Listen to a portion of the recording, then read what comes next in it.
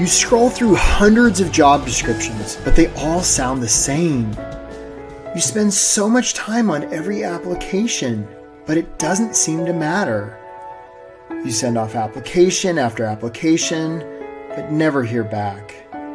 You thought the interview went so well, but it's a no. You jump through all the hoops. The news keeps saying how there are all these employers that are struggling to find people to hire. So why does finding a great job have to be so hard? It doesn't seem very logical or fair. It's not. The system is broken. It's not your fault. The process most people go through to get a job is awful. But here's the good news. The system isn't very smart. In fact, it's downright dumb. It can be beaten. How? Most prospective employers and employees today are using the same old tired strategies that have been around forever. It's like professional camouflage. Everybody just blends into the crowd. But you don't have to be that way anymore. You can get traction. You can stand out from the crowd to unleash your God-given potential, to help a world in need, to do work that matters, to earn what you and your family deserve. You can do this. You're meant to do this. There are bright things on the horizon for you. This is the way.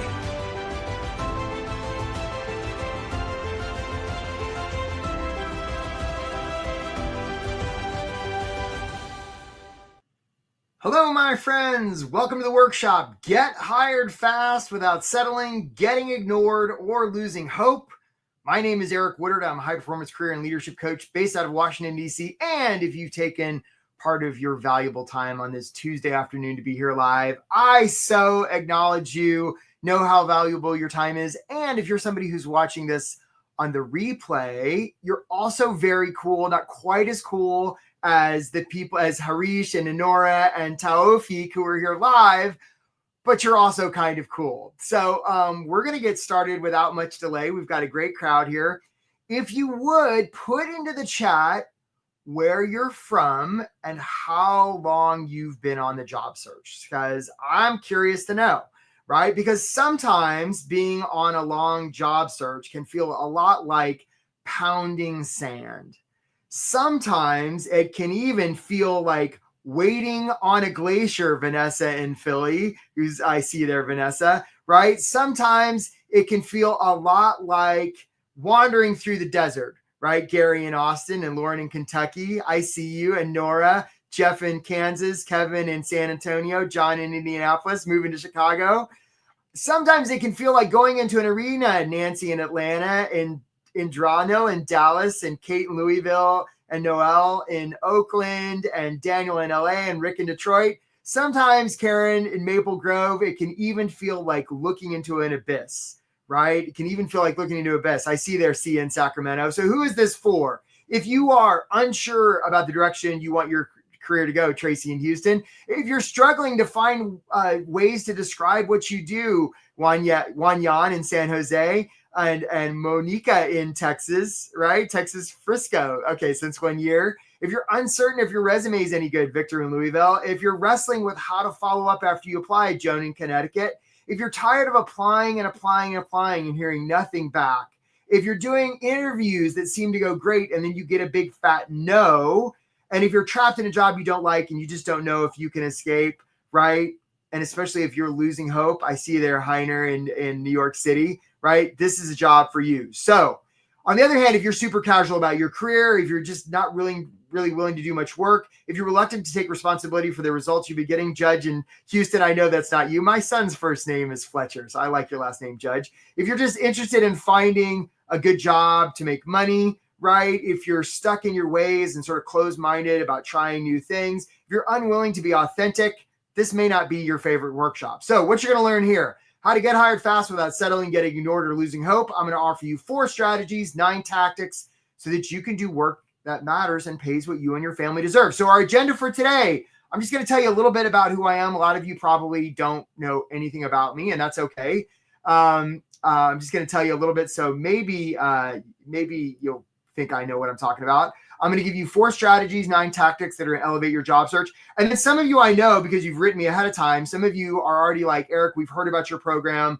I even saw it in the chat. Like people were wondering about the program. Like if you're wanting to find out more information about how we get a lot of people hired fast, I'm going to have an invitation for you to book a call. The only requirements to do that, folks, is 1, you're not going to book a call and then cancel. My team's not that big, right? Don't do that. Like, you know how it feels to have recruiters ghost you. Like, don't do that. Just don't do it. If you're going to do that, don't book the call.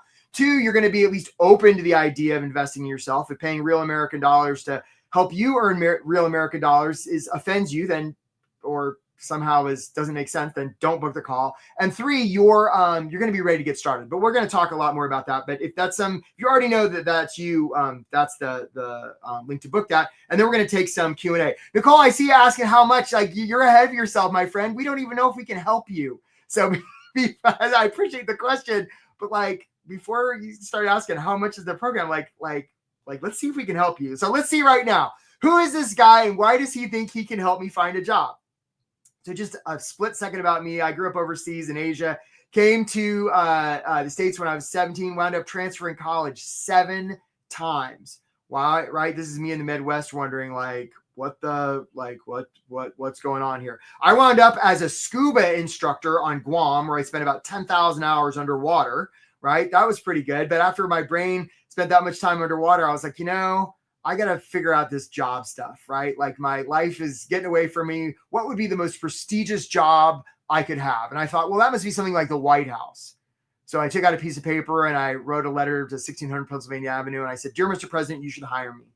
Worst cover letter ever written. I still have a copy of it. I thought, well, I'm never hearing back from those bastards, but that got me, I kept going along my merry way. And about a month later, I went past the Guam post office. The guy came out and he's like, "Eric, you got a letter from the White House." It was kind of a fancy envelope. And I opened it up and it was an internship application. Now, I didn't know what the hell an internship was, but I was really good at filling out applications because I transferred college so many times. So I filled that out and sent it in. Thought, I am never hearing back on that thing. But, at least I had that cool envelope to kind of keep. And that got me thinking. I applied to some grad schools and got in. I got into GW here in DC. Sort of landed with this big bushy haircut and was dumpster diving for furniture. Bought a pair of running shoes one day. I was out running on the National Mall, ran past the White House. And I thought, those White House bastards, they never even bothered to let me know about that internship thing. What's up with that? So I found a quarter and put it in a payphone, called them up. I said, "Hey, you White House people, what about that internship thing?" They said, "Is this Eric from Guam?" I'm like, "Yeah, but I'm in DC now." They're like, "Man, we've been trying to get in touch with you. You're supposed to start in the First Lady's office on Monday." So I thought, well, that's interesting. So I went and got a haircut, bought a suit, and I showed up. Now, look, my friends, I don't know if my politics match yours. Please forgive me if they don't, I suppose. This is going to tell you how old I am and how long ago this was. This was back during the Clinton administration. I went to work for Hillary Rodham Clinton. She was a great boss. And I learned a lot working in the White House. And I actually was with her, eventually got hired on her staff in Hillary Land, followed her to the U.S. Senate, followed her to the U.S. State Department, where I did a bunch of UNESCO stuff, and eventually wound up as director of fellowships and internships at the Smithsonian Institution. And all during that time, both in my own career and helping others in their career at all different levels, early professionals, mid-career professionals, late professionals, big muckety mucks, all different industries. I mean, you talk about the Smithsonian, man, we dealt with every industry there, right? Like I saw the same movie over and over where people who were out trying to dent the universe, make the world better, like ran into this just goofy job searching system that's not very linear or fair or logical. And it's just kind of goofy, right? So now I'm on a crusade. I give a lot of talks. I do a lot of coaching. I've written a bunch of books. I have an absurd number of very impressive certifications. I have glowing reviews because I've helped thousands of people land jobs, and you don't care about any of that. Because all you care about is, can I help you? I don't know. Probably, maybe. Let's find out. So here we go. 4 strategies to help you get hired fast. So we're going to go real goddamn fast. So make sure you write stuff down. If you have a question, make sure you put it in the chat. And if we don't get to everything, we've got Jelly and Jessa helping us today. So they're going to try and catch as many questions as they can. And we're going to have time at the end, I hope, and we'll answer as many as we can. Okay, so what's a good resume about? If you would, put it in the chat, please. Let's see if anybody gets this right. Just so you know, I tend to reward right answers with giving things away. So what's a good resume about? Let's see if anybody can get this right. Let us see. What's a good resume about?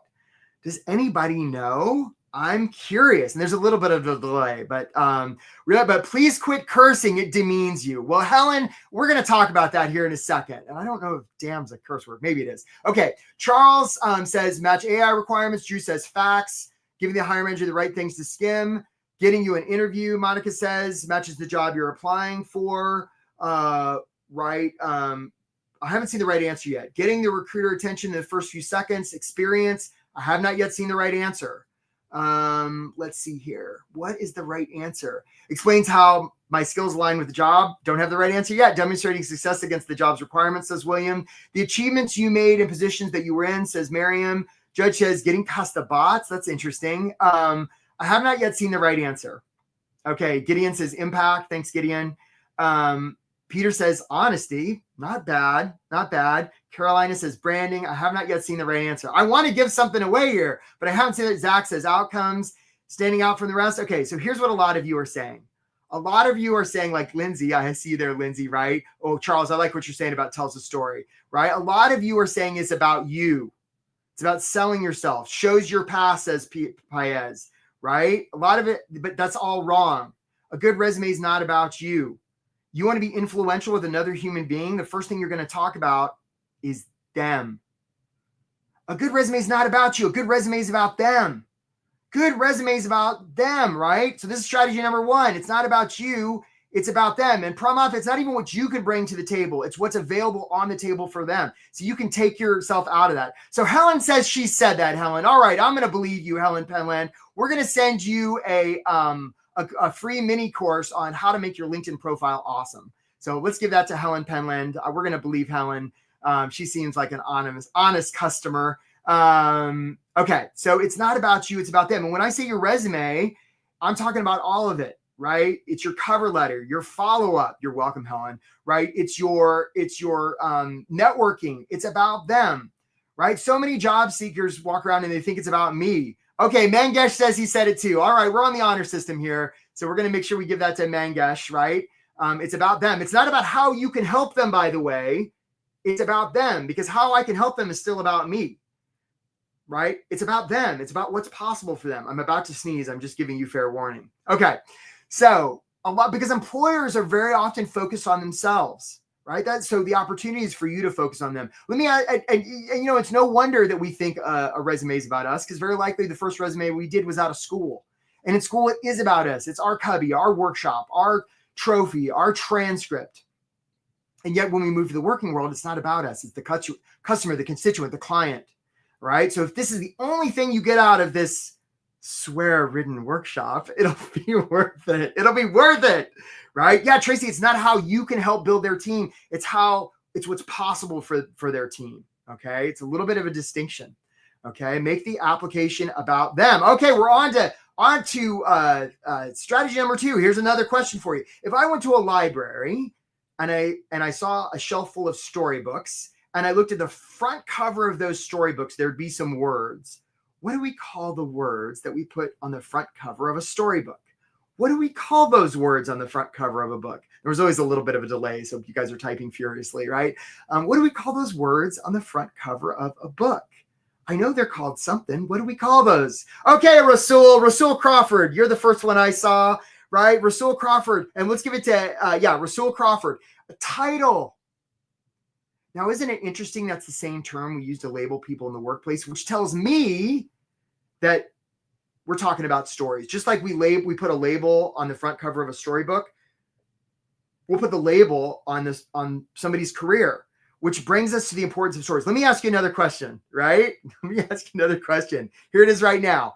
What % of human decision-making do you think is emotional and what's logical? What's the ratio? Is it 50-50, 60-40, 40-60? What's the ratio of when it comes to human decision-making in terms of emotion versus logic? Put it in the chat if you would, please. Like, how do humans make decisions? Like so Daniel says 90% emotional. Vanessa says 80, right? Rasul says 80-20. Marcus says 70-30. Andrew says 80-20. I have not yet seen the right answer. Helen says 70-30. Nope. 75-25 says Kevin. Nobody's got it right yet, right? Heiner says 80-20. Nope. Lauren says 80-20. That's incorrect. I love you all. And you're on. Plez says 99% emotional. That's interesting. Stacy says 75. Okay, so nobody's got it right yet. I'm going to have to give you the answer. Oh, Rohit Gajela. Rohit got it right. And we're going to give it to Charles Patchen too. So Rohit and Charles Patchen, you get it right. Human decision-making is 100% emotional.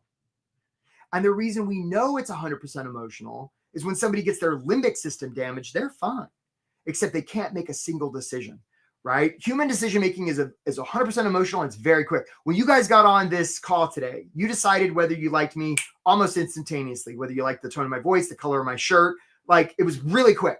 And now you're just basically gathering information to rationalize the emotional decision you've already made. And it's the same thing with employers. And the reason stories are so important is stories are how we convey emotion. It's what Maya Angelou said about people will remember how we make them feel. So a lot of people think, oh, we make data-driven decisions. No, they don't. That's just BS, right? Nobody makes data-driven decisions, not if they're human, right? Human decision making is 100% emotional, right? And so a lot of people are like, we need data. We need to put data out there. I mean, data's fine, but nobody's ever going to hire you because of data. I have had tons of clients interview at places like Amazon and Google and all that, and they'll come in with slide decks, and Amazon's like, yeah, we make data-driven decisions. No, they don't. Bullshit, right? They're as emotional as the rest of us, okay? So you want to make your application a story, right? You want it to be infused with emotion. So, for example, notice I'm about to tell a story. One time I was taking an application for a program, and they all were basically the same, except I read this letter from this woman named Maggie, and she explained how the summer before she'd been in a terrible car accident and her arm had been severed. Whoa. So we took her. What a story, right? She walked in the first day, 2 arms. Now it was bandaged from where it had been partially severed, and they'd reattached it, and she was doing some physical therapy. Maggie was going to be okay. Was I mad that she only had 2 arms? No, I was so happy she had both her arms. And I remember that story to this day. Our capacity to remember emotion and stories is like 40 billion bits or 40 million bits a second. And our capacity to remember facts is like 20 bits a second. It's orders of magnitude greater. Okay, here we go. Oh, so Indrano is talking about AI screening. AI doesn't have emotions. All right, Indrano, we're coming back to you. I promise. Okay, here we go. Who's this guy? What's this guy's name? What's he called? I'll give you a hint. He lives in Idaho. What's this guy's name? What's this guy's name called? Who knows it? Put it in the chat. Who's going to get it right? Oh, Christopher Holt. Napoleon Dynamite. Christopher, you were the first person I saw. We're going to send you the free course on how to make your LinkedIn profile awesome, right? This is Napoleon Dynamite. Right? So for those of you who haven't seen this movie, child, please stop your job search and just go watch it. I mean, come on, we're trying to create a society here. And I don't want to ruin the movie, but the gist of this is Napoleon's a high school kid. And in this particular scene, he finds himself on stage in front of the entire student body at his school. He's on the hook to do some sort of performance that he has not prepared. He's managed to get a cassette tape up to the sound booth, and the music is playing. And now Napoleon is supposed to do something. So Napoleon, yeah, my lips hurt real bad, Zach. That's right. Napoleon does this crazy wild dance. I mean, this thing is nuts, right? I mean, he metaphorically opens the kimono, okay? And when he's done, he's sort of panting and sweaty, and the rest of his classmates are like this, and then they burst into applause. And the reason they do is because it's so authentic. Jamie Kern-Lima, the founder of It Cosmetics, says, everybody's a good dancer if they commit fully. And she's right. And this brings us to authenticity. People are going to hire you because of who you are, not in spite of it. Let me ask you something. Who do humans hire? I'll tell you, humans. Humans hire humans, right? I think it was Indrell Hill who wrote earlier, but Eric, what about the ATS? Well, I can hear you all. I can hear you all through my ears, right? What about the ATS? Hey, Kevin J, you booked a call, man. We look forward to talking to you, right? So Kevin's going to not cancel. He's going to show up and he's going to get hired fast. Way to go, Kevin. Okay. So authenticity, humans hire humans. Okay. The reason people are going to hire you is because of who you are, not in spite of it. What's the one reason people will hire us? I'll tell you, it's trust. It's not that they like you. It's not your skills. It's not your experience. It's not even who you know. It's that they trust you. And the way we build trust is through vulnerability. If you've been spending a lot of time doing backward somersaults trying to please some sort of ATS system, stop. If you've invested a lot of money in an ATS-friendly resume, I apologize on behalf of the universe. How's that been working for you? Right? Humans hire humans. Yes, there's companies that have software and they're all different and they have different systems that help organize their resumes. And at the end of the day, it's humans that decide. And if there's some messy HR system that's keeping you from reaching a human, circumvent it. It's one of the things we teach people to do in our program. It's one of the ways they get hired fast. And by the way, if you're one of those people that we get to your education and all of a sudden the graduation dates go poof, you are now 98 years old. Congratulations. Right? It's never the scandal. It's always the cover up. So by hiding your age, it's sort of like saying, I want you to trust me and I want you to pay me a lot of money to do what you need done. And I don't trust you to be ageist. And I'm not going to say there aren't like isms out there, racism, sex, lots of isms. I'm not saying it's fair or good. And what I'm saying is be human. They're going to hire you because of who you are, not in spite of it. Even if they have isms. Yeah. Share your story. That's right, Tracy Woods, right? So stop trying to be perfect. Stop trying to be proficient in Microsoft Office. It's not working for you, right? So perfect example. Like I was working one time with this woman named Nina, and we were on her resume, and I said, we got to the end. I was like, Nina, what do you like to do for fun? And she's like, well, I don't know. And like, I'm like, the weirder the better. She's like, I like to collect pens. I'm like, well, that's super effing weird. Like, that's super weird. We got to put that on there. And she's like, oh no, I could never do that. So I was like, okay. She wound up putting it on there. I heard from her a month later. She went in the interview. They talked about pens for 30 minutes and she got the offer. And this has only happened to like the vast majority of my clients. Similar stories. I could tell you stories for the rest of the hour, right? This is why Daniel, this is why I include a summary at the top to share my story and my strengths quickly. Daniel, I love you. And who are you talking about in that summary? Sounds like you're talking about Daniel. You don't want that summary at the top. It's not doing you any favors. 1, it has no context. 2, it's all about you. 3, it's you telling them stuff versus showing stuff. Lose that summary. Because if you've ever hired anybody, like most people, your eyes are going to go straight to experience. Right? That's what Daniel wants me to read. Let me go ahead and skip that. Let me decide for myself. Thank you very much. Okay, authenticity is your superpower. So strategy number 4, systems. Right? Abe Lincoln says, give me 6 hours to cut down a tree and I'll spend the first shore sharpening the axe. So look, guys, you want to have some systems. This is not about working hard. It's about working smart, right? You want to get your systems like to a point and then increase your speed and then increase, iterate. There's no such thing as a failed experiment, right? The reason you're getting the results you're currently getting in your job search is because of your current systems. There's nothing wrong with you. You've just got systems that are giving you certain results. For a lot of you, this is your current system. And guys, I got to hand it to you. You've done a lot with this system. I mean, you got the sticky gear shift and the button and, the lever, and you have done everything humanly possible with this system. I mean, you are just like, you've worked your heart out on this system. And you're wondering why you can't steer things towards a job offer. Here's what you don't realize. This is the system that's available. You can spend a lot of time figuring out how to go from this to this, or like just enroll in a program like ours and we could just show you and save a lot of time and money doing it, right? Because there's all kinds of bells and whistles and levers and stuff that you don't even know about, some of which I've told you here today. And you're like, you can do that? Yeah, and a lot more. It's how people get hired fast.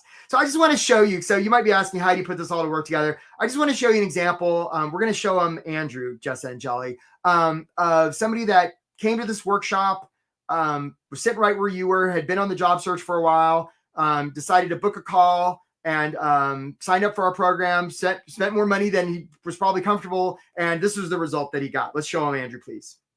I got a job offer thanks to Win at Work. I really appreciate all the help and materials and one-on-one coaching. I applied cold to an organization I was interested in and received the automated response, "We're pursuing other candidates." And then there was another posting for the same role or similar role in the same organization. And this time I really used a lot of the Win at Work process. I also really appreciate the coaching I received on interview prep from my coach, Patrick, and the Win at Work materials on interview prep. I feel like I really impressed the HR recruiter. She scheduled me for another interview with program directors a couple days later. They were also really impressed and said I had a lot of good answers, and I really just did what I learned in this program. Make it about them, talk about them, be authentic, and now I have my new job offer.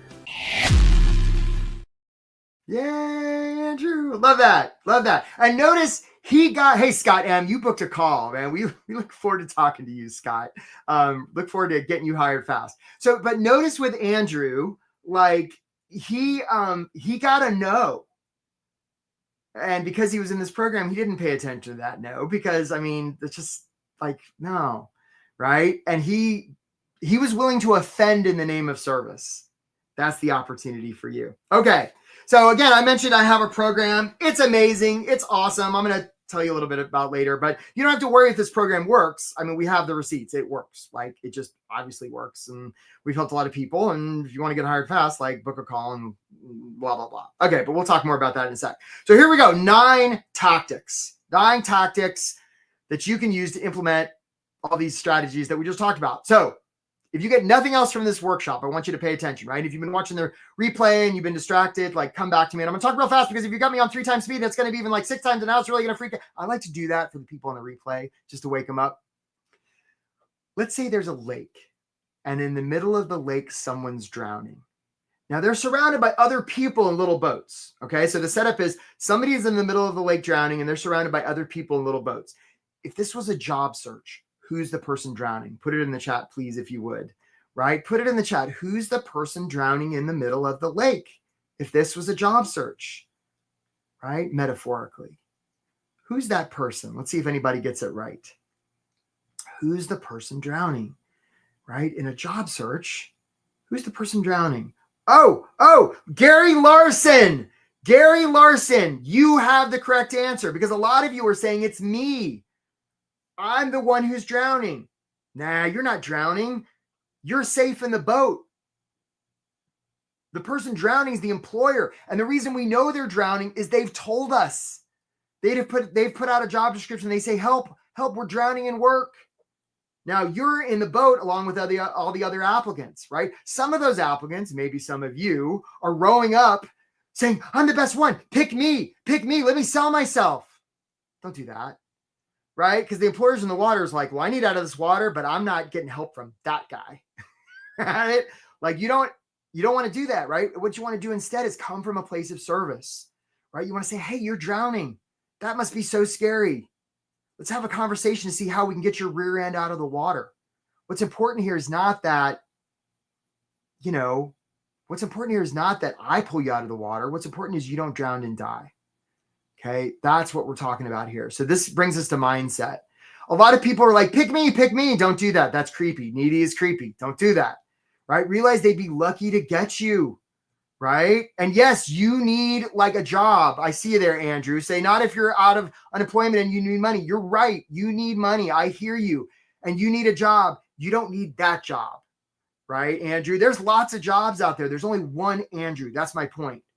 And this isn't about like I get that, like, there's bills and pressure. I don't mean to say that any of that's untrue, but the way you're going to get hired fast is remember that you're safe. You're safer than you think you are. Even if you've got bills, coming at you, like, you're safer than you think. Right. And if the one reason they're going to pick us is because we give them safety, the opportunity is for us to make sure we feel safe, because it's hard to give that away if we feel like we're drowning. Right.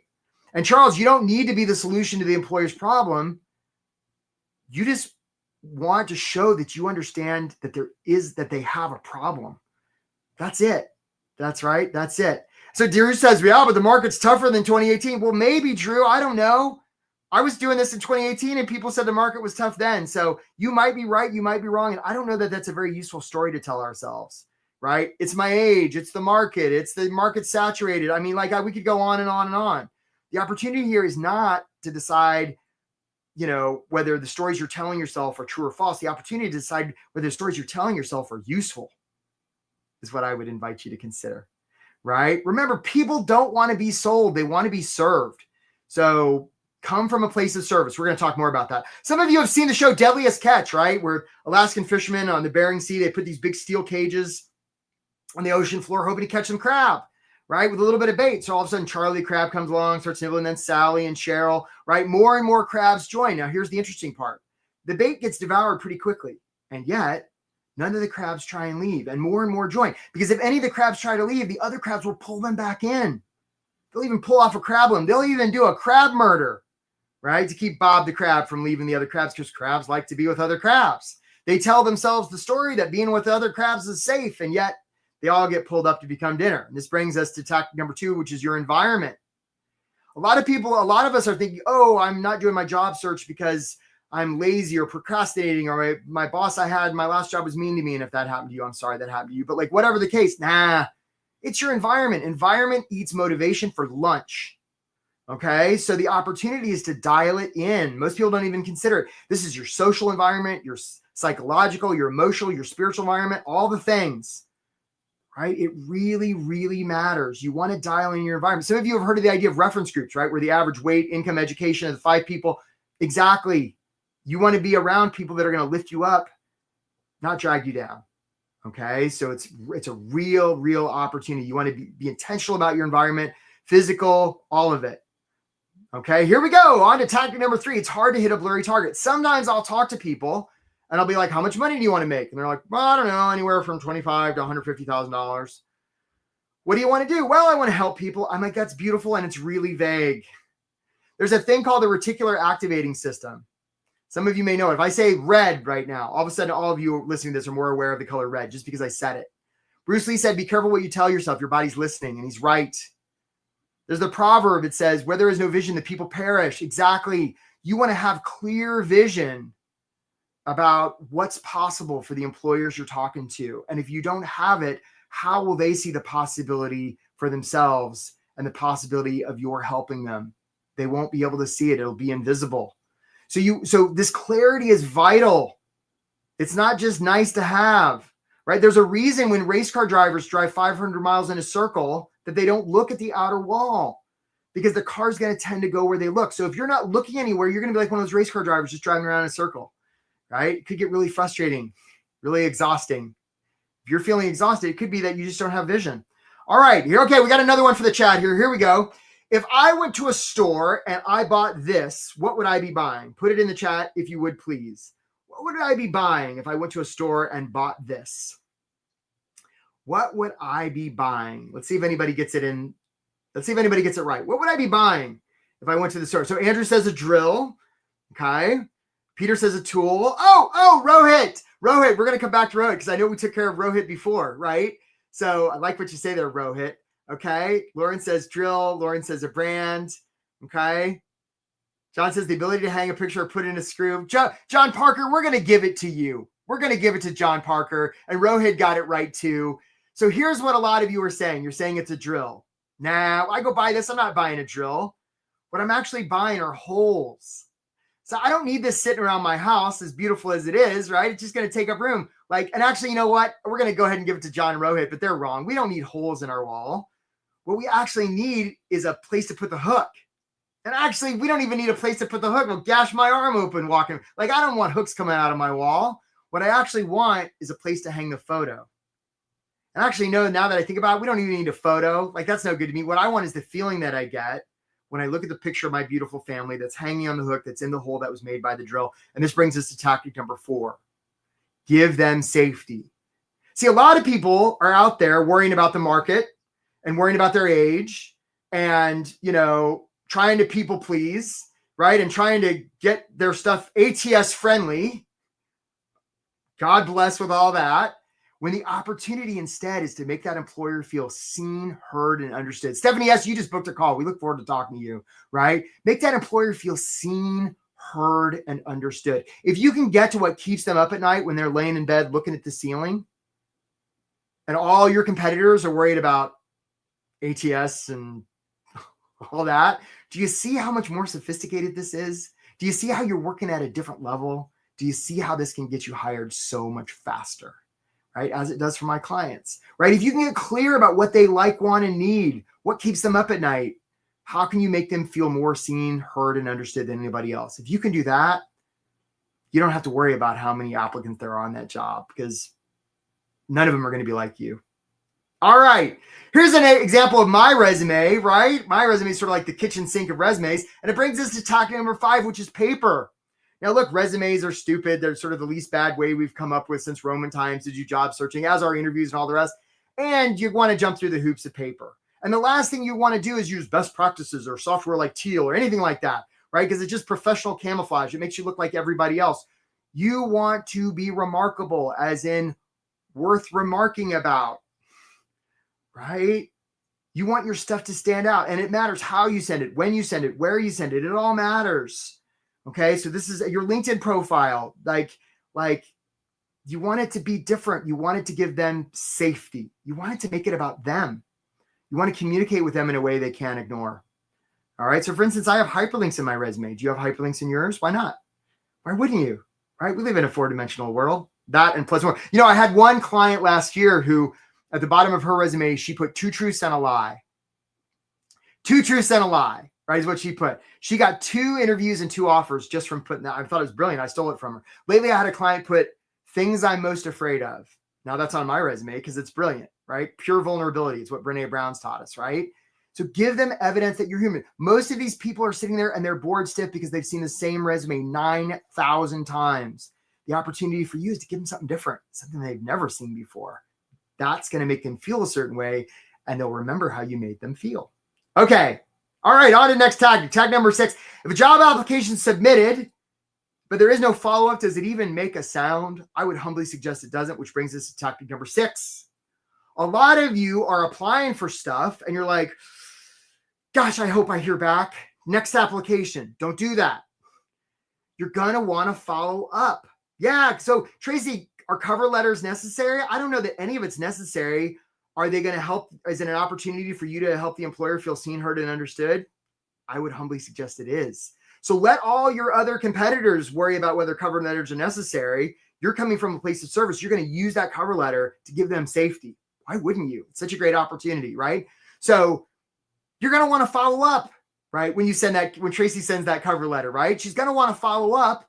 And now some of you are like, well, I would follow up, but there's no contact information, right? Yeah, there you go, Brazia. What do you follow up if there's the hiring manager's not known? So I have a course. It's called How to Contact Anybody, right? So I'm going to give it to you. So here's how you get this free course. Here are the steps. 1, go to my LinkedIn profile. We're going to drop it in the chat right now. 2, you're going to hit follow on my profile. And 3, you're going to send me an email, a LinkedIn message with the word chicken. And when I see the word chicken, we're going to send you a link so that you can get the free course. Okay. So one more time, go to Eric's LinkedIn profile, hit the follow button, message me the word chicken on LinkedIn, not here. And I'll send you the free course. So now you'll never have another excuse about, well, I don't know who I can follow up with.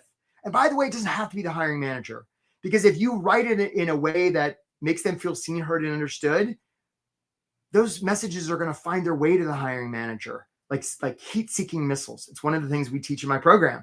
Okay. People are going to believe what you show them more than what you tell them. So you could say, I take initiative and I know how to communicate. And that could be in that big paragraph at the top of your resume that they're going to skip. Or you could show them and it's just going to have a lot more credibility, lots more. Okay, on to tactic number 7, and this is networking. Some of you, if I went to your Google contacts or whatever, and I said, hey, there's 1,000 people here. How many of these 1,000 people know you're on the job search? You'd be like, well, a good number. And I'd be like, well, how many? Well, maybe a third. Okay, let's say it's 300. How would they know? Well, I put it on my LinkedIn. I put it on my LinkedIn. I was like, how long ago was that? Well, maybe 6 months. So all of these people would have had, or a third of them anyway, would have had to go onto your LinkedIn profile on that day, seen that you were open for work, assuming you even put it on there in the first place, and remembered this whole time, and they haven't heard from you and they're still thinking about you. Now you get a little bit nervous. And I'd say, how many people actually know you're on a job hunt? Maybe it's a handful, right? Monica's asking how you book a call. We're going to drop that link, Monica. Thanks for asking. Right. Thanks for that. You know what? We're going to send Monica. Let's send Monica that free LinkedIn course. Right. Appreciate you, Monica. Right. Monica Rincon. We're going to send you that course about how to make Monica needs her LinkedIn profile awesome. Thanks, Monica. Okay. So you ever seen the Academy Awards where people go up there and they win some big prize and she says, yeah, I got nobody to thank. right? And it's sort of awkward. And all the movie stars are like, no, it doesn't happen. She gets up there and I got to think this person and this person, this person, this person, right? They're playing the music. They're trying to get them off. When people do great things, we ask for help. We don't do it alone. Asking others for help is a gift. Otherwise, we wouldn't ask for their help in the first place. So if you're not using your network, it's a real opportunity. A lot of times when people join my program, this is the one thing that really advances them. Hey, Phil W., we look forward to talking to you. Nice to meet you, Phil. Okay. So remember, and you want to have a system for your networking, no one-offs, because one-offs are like, you got to put the right fishing line in the right place at the right depth with the right bait. I mean, you might get lucky and hit on the right fish, but gosh, it sounds like a lot of things have to line up. What we want to do instead is filter the ocean. And then we don't have to worry about where the fish are because we have a system for doing it. Okay, let's talk about tactic number 8, interviews, right? You ready for the best interview advice in the world? Here it is. You may want to write this down. I'll wait so you're ready. Here it is. Don't answer their questions. So a lot of you are going into interviews thinking, oh, I don't know what questions they're going to ask. I hope I get the answers right. They're not really asking the questions they're asking. The only question anybody's asking in any interview is this one: can we trust you? That's all they're really asking. But because of society or whatever, they can't just ask that 20 times. So they come up with, tell me about a time you blah, blah, blah, or what's your greatest professional achievement, or tell me about yourself. But all they're really asking is, can we trust you? And it sure would be nice if we could say, yeah, you could trust me for every answer, but that would be weird. So instead of doing that, hey, Kate Vance, you just booked a call. We look forward to talking to you, right? Instead of doing that, we have to give answers. So rather than answer the actual question that they don't even care about, what we want to do is give answers and tell stories that give them safety, right? And if we do that, you don't have to be even nervous about a job interview. By the way, it's not even about you. It's about them. Okay. Yeah, we see you, Kate Vance. Nice to see you. Okay.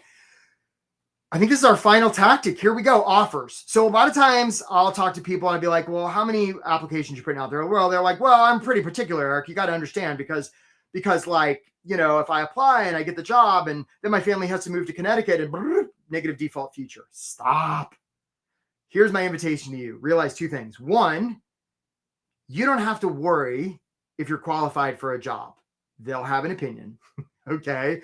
And 2, you don't have to worry if you want a job unless and until you get the offer, because unless and until that happens, it's all just hypothetical. You're negotiating with yourself. So the opportunity when you go to a job board, instead of asking, am I qualified or do I want this job? Get rid of those questions and ask, what's possible for this company? And apply from that mindset. It's a game changer, right? You want to apply liberally from a place of service. Okay, so guys, write all this down. You guys have been such a good crowd. I see how many of you are still here. Everybody, right? So 4 strategies, 9 tactics. This is how you get hired fast, my friends. This is it. And again, you know, when I first started coaching years ago, like I might have been like, well, I think it works. Nah, this works. 0% doubt. I've seen it work for too many people. So the question is not, does this stuff work?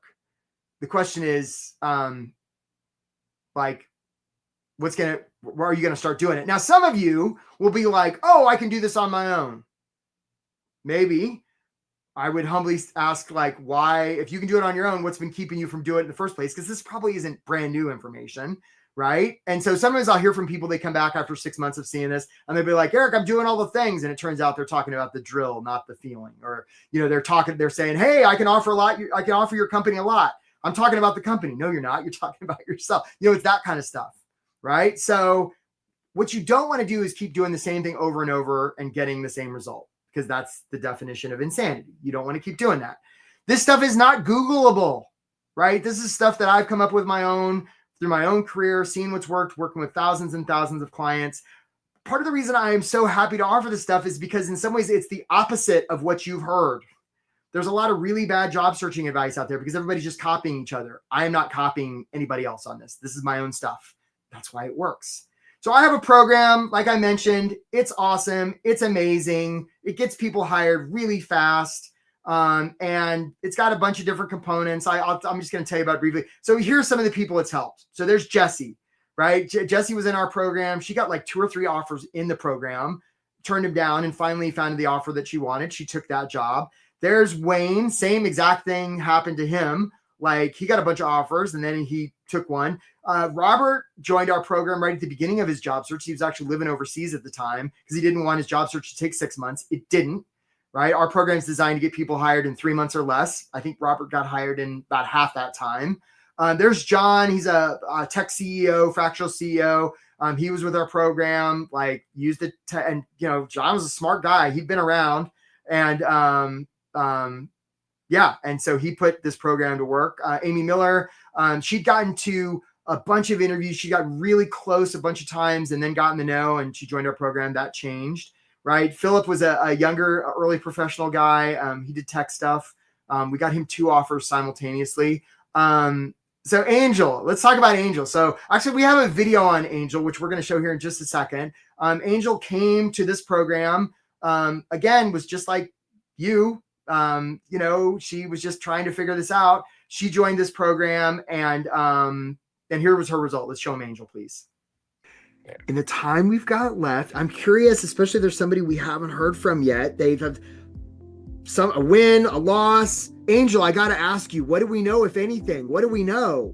I got the Whoa! job. Yay! The offer. I'm moving in a week.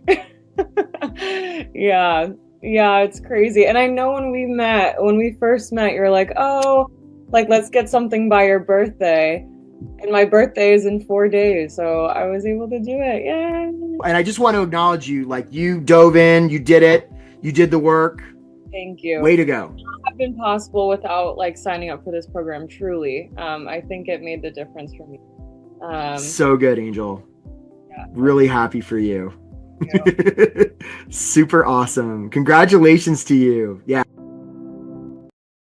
Yeah, nice job, Angel. Hey, and Andrew and Sia, I see you. I see you about saying, what do you mean make the resume about them? Okay, we're going to make sure we get to those questions. Okay. So some of you are thinking, hey, like, I'm just going to wait. I'm just going to think about it. And what you don't realize, and I want to say this with a lot of love, is like waiting is expensive, because if this is how much you're wanting to make, this is your opportunity cost. This is how much it's costing you not to make that much. Here's how much it's costing you per week. And my friends, people who join my program, if I looked at you and said, hey, we're going to get you hired in a week, you should hang up on me because I don't know that. But I can definitely say we're going to get you hired than you would on your own. And we're going to get, even if we only get you hired a couple weeks faster and we get you hired much sooner than that, you're going to like more than pay for this program. So it's a real opportunity. So it kind of comes with, we work on your LinkedIn and your resume and your cover letter and your mindset and your clarity and, your follow-up and your networking interviews, all the things. A lot of times people pay for this program just in how we help them like negotiate the job offer. That happened a couple times last week. So yeah, we got multiple payment plans available that I think they start at like a couple $100 a month. Right. Because a lot of times what people ask me, they're like, hey, Eric, can I join your program and pay you after I get the job? No, because I want you to have skin in the game. And that becomes a disincentive for you actually getting the job. So we won't be doing that. And if you're open to financing, we have a lot of financing options that make this really affordable so that you can stop doing what you've been doing to get different results than the results you've been getting. Okay. Exactly. We place 100% of people that join our program and stick with it. As long as you stay with the program, that's the guarantee we offer, by the way. Right? Is if you join this program, we don't leave you until you get the job, however long it takes. As long as you're doing the work, for most people, that's 3 months or less. So we've helped a lot of people. We have a lot. These are all receipts of the people we've helped, all these testimonials. So again, folks, my invitation to you is book a call. But here's the requirements to book a call. I'm serious. If you're going to book a call and not show up, don't book a call, right? How many of you have been to an interview and they cancel the interview on you? Don't do that, right? Don't book a call and then don't keep the call. Just don't do that. If you're not committed enough to your job search to keep the call that you book, please don't book it. Second, if you're just looking around, you're tire kicking, wait, book a call when you're ready. We want to work with people who are ready to go. And third, that you're at least open to the idea of investing in yourself. If you're like, I cannot spend a single dollar on getting help so I can earn more money, then I love you, but this isn't the program for you. Okay, so that's the deal here. So again, you just fill out a form and hey, Jared C, you booked a call and you don't want to waste someone's, it says, yes, don't waste someone's time. You don't want them wasting yours. Yeah, Lauren. And look, sometimes I guess what I would say is people are worried they're going to waste our time. As long as you're going to keep the appointment you set, you're going to at least be open to the idea of book a call and you want to get hired fast, you're not wasting our time, right? Because sometimes people get on these calls and like, we can't help them. We'll tell you that. Like, this isn't like a hard sell or anything. But if we think we can help you, we'll tell you that too. So that's the link. That's the link. Do you get one-on-one coaching? Is there's a group? No, it's one-on-one. Oh, you mean the program? It's both, Dolores. So the program includes one-on-one coaching. There's group coaching. It includes a course, and it includes there's an online community. It's everything we found that really works on this. Okay, guys, we have time for some questions, and I know. Actually, I'm going to show you my gigantic head now. You guys have been so patient. All right, let's bring on some questions. Here we go. And I know one of the ones was, how do we make the resume about them? Yeah, thank you, Jess and Jelly. You guys are doing a great job, please. So how do we make the resume about them? Well, if they care about A, B, and C, guess what we're going to talk about in the resume? A, B, and C, right? It's sort of that simple. I mean, there's a lot more to it, which is why I have a whole program around this. But like, this is why we don't want to have a whole resume that's just talking about the random stuff we've done that isn't relevant to them. And I'm not talking about keywords, by the way. This is about what keeps them up at night. We want them to read our resume and see the possibility, right? So that means that we're going to have a process for every time we send a resume to somebody. It's going to be unique to them. Otherwise, how could it be about them? So that's the gist of it. All right, next question. Let's see how many we can get in there. I used to get plenty of interviews during the pandemic. I wonder why things have shifted. Yeah, we don't know, Heiner. We don't know. It could be that maybe you're more experienced than you used to be and you're applying for jobs for which you're overqualified. How about that? So maybe the opportunity for you is to aim higher. That's a possibility. Hey, Brent B., we look forward to talking to you, by the way. We look forward to talking to you. All right, next question. Let's see what else we got here. What is the time to get offers? So usually people who do this program get offers in 3 months or less. Sometimes much faster than that. Sometimes it's a little bit more. But yeah, that's the process, and however long it takes, like we stay with you until you get hired. Teofik, we stay with you. Yeah. Okay. Next question, please. Let's see here. How much is the program? So Tatiana, I appreciate your asking, and like easy, right? Because like we don't even know if we can help you. Right. And depending on how we think we can help you, like we might make you different sorts of offers. So if you're at least open to making some kind of investment, and you're going to show up for the call you book, you're not going to get like scared and like waste people's time, then book a call as long as you're wanting to get started. But asking how much the program is sort of like, doctor, give me medicine before you've examined me. Like, no, I'm not going to do that. I'm not even going to tell you the possibilities of the medicine. All right. What's the next question, please? Will you send a recording as I missed most of the session? Hey, Varuna, I appreciate that. So, we're going to have folks on LinkedIn probably reaching out and messaging you. So just let them know that you want the recording and they'll hook you up. Yeah, 100%. Okay. Montas, is your service specific to a type of job or domain? Yeah, it's the one you're looking for. So I see this sometimes. Hey, Tim W. Nice to see you. You booked a call. Right. And Tim, your name sounds really familiar, by the way. I think we may have met. I'm not sure. But like, yeah, unless because you have a unique spelling of your first name, but I could be wrong. So a lot of times people think that like, oh, people in this industry are special a certain way, and people as CEOs get hired a certain way. And nah, that's not my experience. Everybody's different, right? I could have 3 program owners that all do healthcare tech. And one might not have clarity, one might get nervous in interviews, and one, like, the resume may suck, right? All the same industry, all the same level. So the idea that just because people happen to be in the same industry, the same level, that somehow means that they all have the same issues, that's not my experience. So we help everybody. Yeah, that's how I would answer that. All right, guys, we're doing great on questions here. Keep them coming, Jesse and Jello. You're doing great. MX, do you help people looking to change their career? Yeah, we sure do. We should do. And sometimes, Emma, what I'll find when people are making a career pivot is they underestimate the value of the career capital they already have. I especially find this with teachers, where I'll run somebody who was a teacher for 20 years and they're like, I'm reinventing myself. I'm like, that's beautiful. Well, I'm going to erase. And by the way, if you've heard that stuff about, don't put anything on your resume older than 15 or 20 or however many years. Yes. Probably the person that told you that was about that age. So don't do that, because a lot of the things that we have in our career, especially from different industries or earlier in our career, can be really valuable to the next thing. I only have about 1 billion examples of that. So yeah, we help people because a lot of it's the story you're telling, right? Emma, you could be saying I'm changing careers, or you could be saying No, I've always been involved in this. It's just a different context. Yeah, it's the story you tell yourself and them. Okay, next question, please. You guys are doing great. Okay, when you don't have much professional experience yet, the job description is really interesting. How can I be remarkable? So again, it's interesting, Miriam, that you're talking about your own professional experience.